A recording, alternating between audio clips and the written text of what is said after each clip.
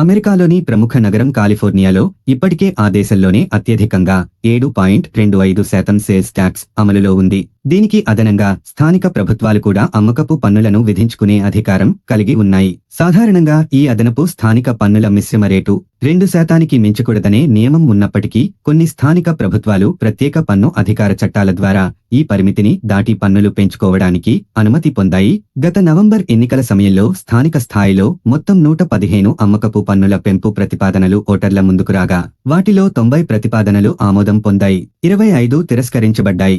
ఆమోదం పొందిన వాటిలో సాధారణ అవసరాల కోసం ఉద్దేశించినవి 80 ఉండగా నిర్దిష్ట ప్రయోజనాల కోసం ఉద్దేశించిన ప్రత్యేక పన్నుల ప్రతిపాదనలు 6 ఉన్నాయి. మరో 8 ప్రత్యేక పన్ను ప్రతిపాదనలు, 16 సాధారణ పన్ను ప్రతిపాదనలు ఓటర్ల ఆమోదం పొందడంలో విఫలమయ్యాయి. ఇప్పటికే అధిక పన్నుల భారం ఉన్న కాలిఫోర్నియాలో ఇన్ని అమ్మకపు పన్నుల పెంపు ప్రతిపాదనలు ఎలా ఆమోదం పొందాయనే దానిపై హోవార్డ్ జార్విస్, పన్ను చెల్లింపుదారుల సంఘం అధ్యక్షుడు జోన్ కూపర్ కొన్ని కారణాలను విశ్లేషించారు. రాష్ట్రవ్యాప్త పన్నుల పెంపును వ్యతిరేకించే ఓటర్లు సైతం స్థానిక ప్రభుత్వాలపై ఎక్కువ నమ్మకం ఉంచడం ఒక కారణంగా ఆయన పేర్కొన్నారు. అంతేకాకుండా బ్యాలెట్ ప్రక్రియను స్థానిక ప్రభుత్వాలు తమకు అనుకూలంగా మార్చుకుంటున్నాయని ఆయన అభిప్రాయపడ్డారు.